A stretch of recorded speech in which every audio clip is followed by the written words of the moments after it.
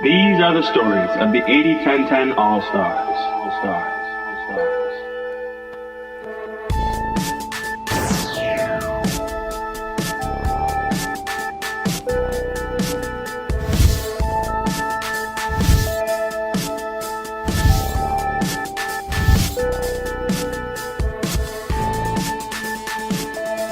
Christina, it's nice to have you on. I'm really excited to be talking with you. It seems like So, it's well overdue. How long you've been succeeding on the diet to now just be finally interviewed for Food and Sport? isn't that really funny? It is. I've been such an aficionado of Doug and a follower and a helper for so long behind the scenes that it's kind of weird that I'm on the scene. Yeah. Yeah. No, but I've been, let's see, August the 18th will be my 7-year anniversary being 100% 811. Isn't that crazy? Pretty cool. And I still feel like I look like I'm 12. I feel like it was just yesterday where I was pulled over by a cop for looking like I was too young to drive. Well, how did you get into Raw? What quick little story of how you came to find 81010 in the first place? It's really, it's a funny story, and I know it's kind of a long one, but I'll go there. When I was 16, 17, I was diagnosed with hyperglycemia. For those who don't know what it is, it's the onset to type 2 diabetes. It's basically high and low blood sugars, but I knew it as being classified by horrifying headaches, turned into migraines. Um, I would wake up random mornings vomiting, and then I'd get really dehydrated, so I'd have to go into the hospital. And I'd probably have to go into the hospital like once every 2 weeks to get IVs, nutritional shots, whatever. I was probably the worst sick person in my school, and I actually know this because I almost didn't graduate at the time because I had so many sick days. Not good.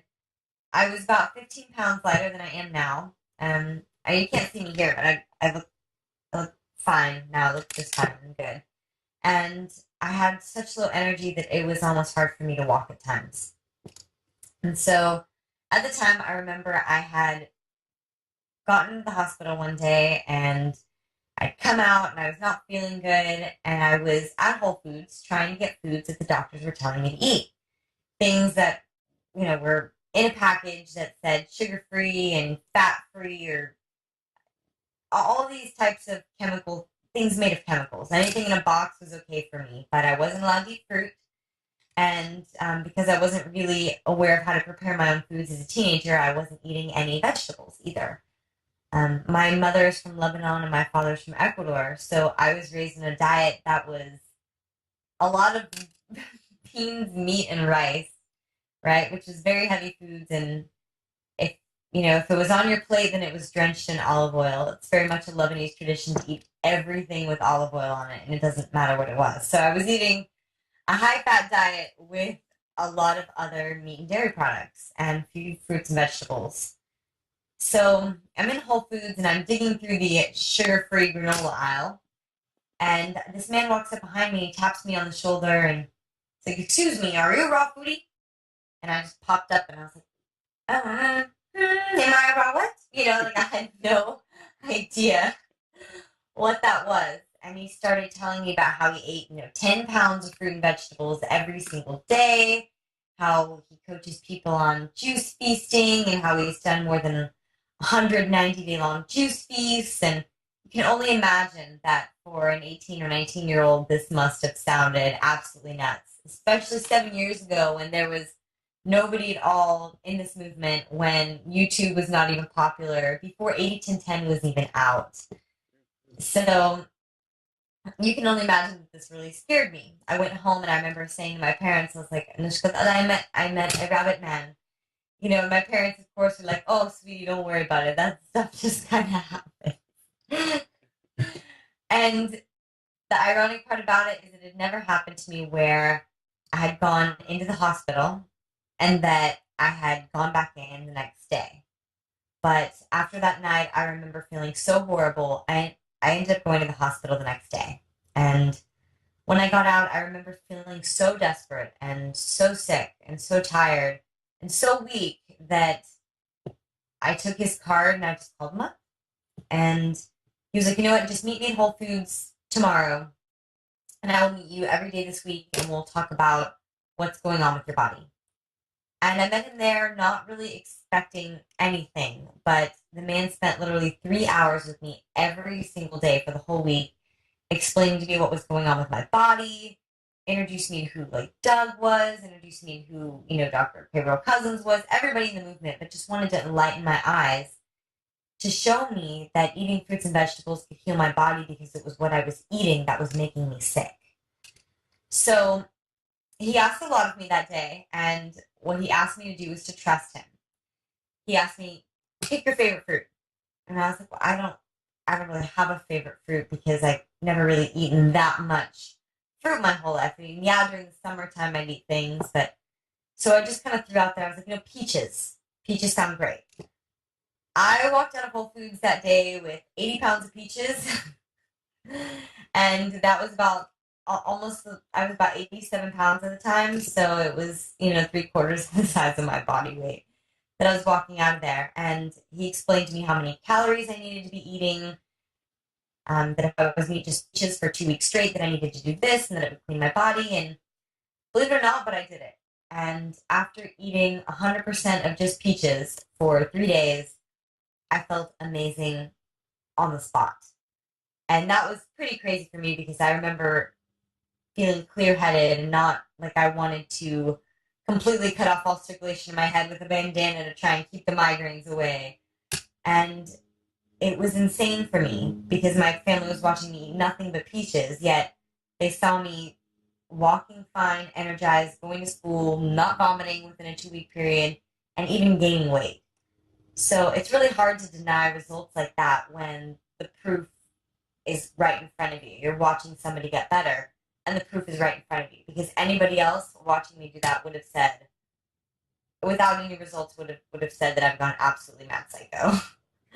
Right? So, in a nutshell, that's kind of what ended up happening. And it was strange to me that I stuck with it. And I never said that I was not going to eat cooked foods again, but I did say that I was going to take it one step at a time because I didn't understand what was going on in my body and that I felt so good, better than I'd ever felt before. I felt clear-headed. I was actually taking walks outside and felt like I could maybe perhaps do some type of exercise. And after 30 days, I think I went out and I bought every single raw book on the planet. There was like 7 at the time.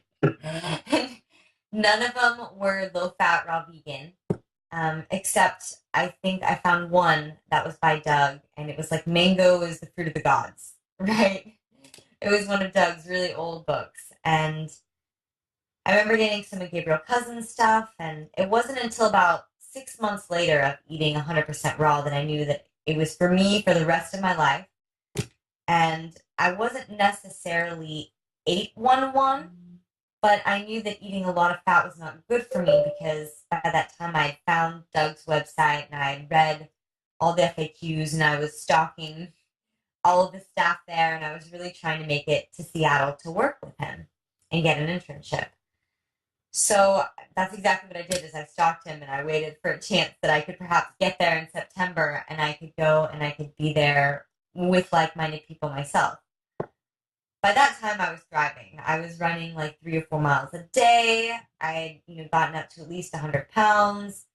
My hair had all fallen out by then, but it started growing back because I had no nutrition before, but all the old was shedding away and all the new was beginning to grow in, and now I have like this huge mane of hair that I never know what to do with. And before I knew it, that was like the beginning of my journey, So after you go 811, it's really hard to go back when you truly do it right and you see the benefits of how it's done and when you do it properly. So in a 6-month time period, I saw my entire body change from being ugly and sick to being young and thriving the way that I should have been living my whole life, which I never had been. And about 1.5 years later is when they completely diagnosed me as having no blood sugar issues, hyperglycemia being gone, and it was completely a thing of the past. something very funny to note that I do want to share is that I haven't gone back to the doctor in 7 years. And so I actually had somebody question my medical records about, I want to say 6 or 7 months ago, just from today's date. And so I actually called St. Luke's Hospital to my physician that I used to go into all the time when I was sick and ill. And I said, well, look, I need my medical records because I have somebody who's questioning them. And she didn't even recognize me. She's like, is this Christina Bucharam? I haven't seen you in years. How are you? Apparently, maybe she thought that I had like, died or something. And she was just shocked. She was like, Christina, we don't even have it in our system when you even came here last. She said, do you know that it's Texas medical law that we are, by law, supposed to delete your medical records after 3 years if you haven't been back to the doctor? And I just kind of looked at her and I was like, wait a minute. So that means you don't have anything on file for me. She goes, and if you haven't been to the doctor in more than 3 years, then nobody will have anything on file for you. And I just kind of got thrown back there because while that I have nothing to present to him, that was a huge accomplishment for me in the sense that not only did I shock her, but I've completely erased that sick part of my history, and it felt so good. So yes, Cool. for people who are really sick and want to hear something encouraging, that's actually a really inspiring thing. You can go from having a really horrible medical record and not graduating high school to, hey, your physician almost was floored that you haven't even been back to the doctor in 7 years and doesn't even have your medical records anymore. Join us next week for another exciting tale of the 80-10-10 All-Stars.